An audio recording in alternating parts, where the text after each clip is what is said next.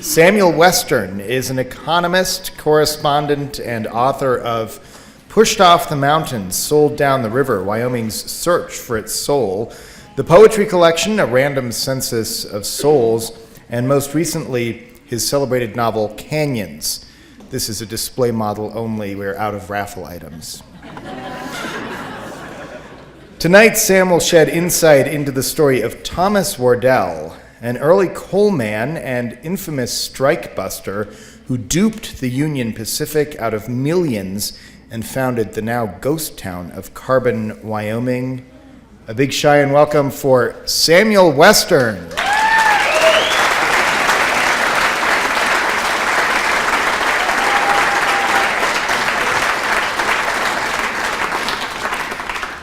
Thank you, and thank you for the Wyoming Council of Humanities for holding this wonderful event. And I was thinking, I haven't spoken to so many people, especially in Cheyenne. Let's see, it was 14 years ago when I was on book tour for Pushed Off the Mountain, and I had to speak to about 300 people at LCCC, of which 3/4 are ready to pitch any vegetal matter possibly toward the stage. I'm here to talk about Thomas Wardell and why he's a good narrative voice for the state of Wyoming and the relationship to coal, because we both seek certainty, the state and Thomas Wardell, and we got none. Thomas Wardell was born in a beautiful part of northern England called County Durham, and you can see he was born on an auspicious day, and he immigrated to the United States and kind of thrashed around for a while, but ended up in Bevier, Missouri. And he did so because this little gnome of a man who's about to appear on the stage was a well digger working for 45 cents a day, Alex Rector, in Bevier. And as he was digging one day, at 14 feet, he discovered an abominable slab of black rock. Wardell came and bought all the coal and made a fortune. But he was called by the UP, because of his fame in mining coal, to come solve their coal mining problem. And he did, and he founded this town, by the way, Carbon, Wyoming, which now looks like this. So when you want to talk about permanency, there is none here. But Wardell found himself in a very interesting position, because he sensed almost immediately that the UP was pretty desperate about coal. And I'll show you in just a minute why they were so desperate for coal. Here's a slide of the Union Pacific in 1866, and they're on the 100th meridian. And note the tender on that train. It is filled with not coal but wood. And do you notice any wood, like trees, around there to supply?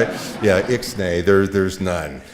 So then here we are 3 years later in 1869 at Promontory Point, Utah, and there's the famous engine Jupiter at the meeting of the Central Pacific and the Union Pacific. And look at that tender. It is filled with wood. And the UP was getting very, very nervous about coal. And Wardell knew this, and what he did was he wrote a contract. And because actually later the Union Pacific said that coal mines were the salvation of the Union Pacific. He sensed that, wrote a very advantageous contract, 15-year contract, terms that were advantageous to him.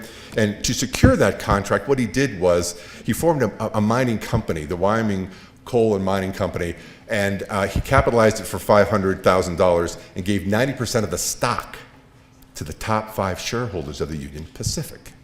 So he secured he had the security and certainty, because what he did was he involved in collusion. I mean, that's how he had to do it. And it was okay for a while. I mean, it lasted. But Wardell was a creature of the day, and he was the typical mine operator. And when his miners went on strike, which this was the era when miners did go on strike, he brought in replacements, mostly Scandinavians. And when miners of any ilk got too uppity, he called the governor, who called the federal government, and they brought federal troops in to to protect these mines in Wyoming. And again, this worked well for a while. There was a lot of kvetching, that's probably not the word they used, on the UP, about this. And it all went well for about 6 years. He held this sense of certainty together until this guy showed up. And this guy would be Jay Gould, who was just the meanest SOB on the planet, and brilliant also. He was on the job one day as UP president, looked at the Wardell coal contract, tore it up, gave Wardell $100,000, and told him to beat it. And Wardell complained, he filed a suit against them, he went to the Supreme Court, and he lost very badly. So why am I telling you this story?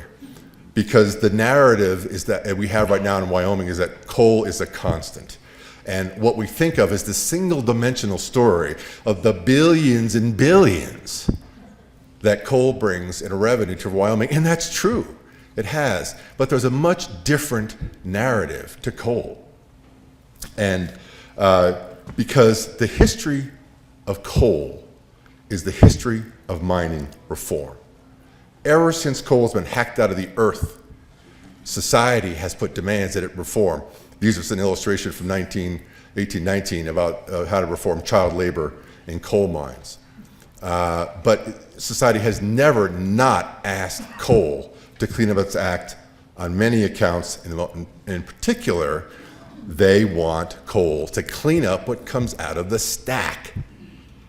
And this has been going on, again, for a long, long time. How long? Well, this character here in the next slide, Edward I Longshanks of England, in 1307, issued an edict that said anybody burning coal in the city of London shall be drawn and quartered. The pressure has been on. So, okay, so let's forward a bit, just a little bit here. And, in this next slide here, we have our very own Richard Milhous Nixon signing an act, the Clean Air Act of 1970. Now, this was a piece of federal legislation that, man, did it ever benefit? This wasn't a war on coal, ladies and gentlemen.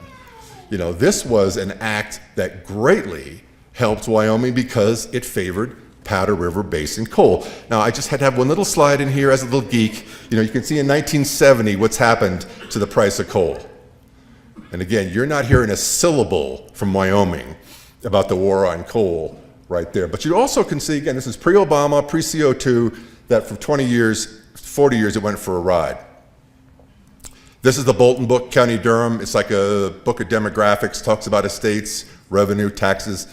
It mentions coal mining as early as 1183. Again, this is the birthplace of Thomas Wardell. And the last coal mine in County Durham closed in 93, a collier, that's what they call them in England. That's quite an amazing aerial shot. And it's never gonna open again. And I think about this, and again, it's why am I like Mr. Bubbles on this topic?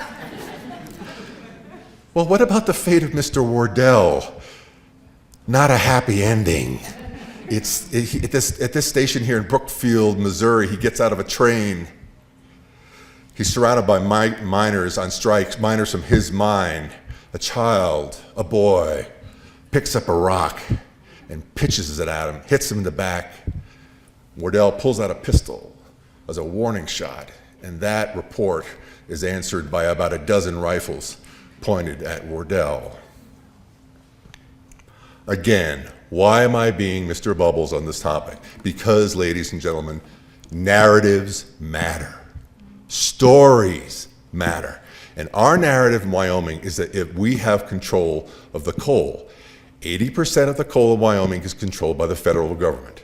So it's the federal government and world markets that control coal, not us.